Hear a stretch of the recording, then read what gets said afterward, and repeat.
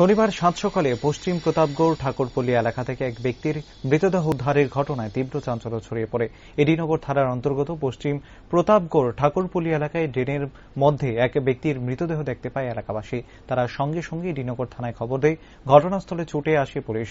গাড়ির মালিক জানান, গতকাল গভীর রাতে গাড়ি চালিয়ে বাড়ির সামনে আসে অজিত দাস, কিন্তু গাড়ির মধ্যে অতিরিক্ত মদ্যপান করে পাশাপাশি খাওয়া দাওয়া করে। তারই মধ্যে গাড়ির মালিক রাতের বেলায় অজিত দাসকে গাড়িতে রেখে বাড়িতে চলে যান। মালিকের প্রাথমিক ধারণা, অতিরিক্ত নেশার কারণে ড্রেনের মধ্যে পড়ে তার মৃত্যু হতে পারে, যদিও মৃত্যুর সঠিক কারণ নিয়ে ধোঁয়াশা রয়েছে। এদিকে ঘটনাস্থলে পুলিশের এসআই সুভাষ দাস জানান, তারা ঘটনার খবর পেয়ে ঘটনাস্থলে এসে দেখেন ড্রেনের মধ্যে এক ব্যক্তির মৃতদেহ পড়ে রয়েছে। মৃত্যুর কারণ সম্পর্কে এএসআই মুখ খুলতে নারাজ। এই ঘটনায় পুলিশ তদন্তে নেমেছে বলে জানান। পরবর্তী সময়ে পুলিশ মৃতদেহ উদ্ধার করে ময়নাতদন্তের জন্য হাসপাতালের মর্গে নিয়ে যায়। এদিকে অজিত দাসের মৃত্যুর খবর শুনে পরিবারের লোকজন কান্নায় ভেঙে পড়েন।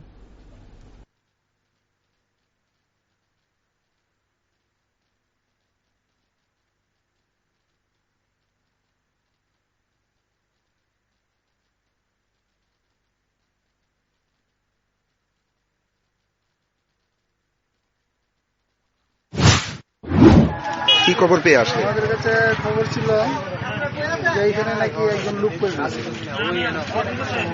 থানাতে খবর গেলাম, আমরা এলাম, দেখলাম এখানে একজন লোকের বডি পড়ে রয়েছে।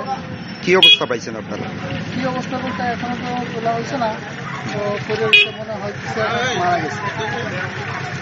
এটা কি মানে কি অবস্থা পাইছেন? ড্রেনের মধ্যে পাইছেন না নরমালি? হ্যাঁ, ড্রেনের মধ্যে মারা গেছে।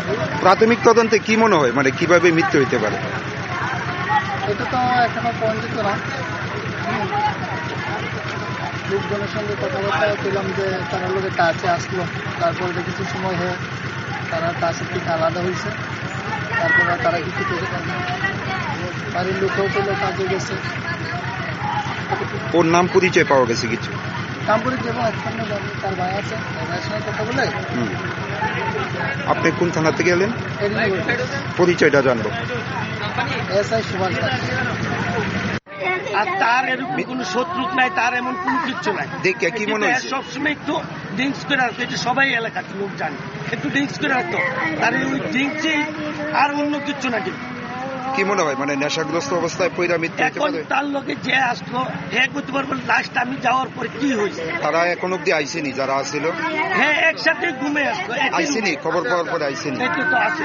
তাদেরকে জিজ্ঞাসা করছেননি মানে কি হয়েছে বা আসে বিষয়ে? তারে জিজ্ঞাসা করছে, তে কইছে যে তুমি ভাত পারো, গাড়ির ভিতরে নাকি বাংলা মদ আছে, আনতে আইছে, এই কথাটা কইছে। এখন তারা আমি জিজ্ঞাসা করার পরে যে তুমি আর এক লোক আসলা, তাহলে তুমি কই আসলা? কইছে আমার কাছে ভাত বাড়তে, আর আমি গাড়ি থেকে মদ নিয়ে। তো এখন গাড়িটা খুললে বোঝা যাবো মদ আছে কিনা। নামটা কি ওর? এর নাম হচ্ছে, এমনি ডাক নাম হচ্ছে বাঘা বাঘা, এমনি হচ্ছে অজিত দাস। বয়স কত হইব?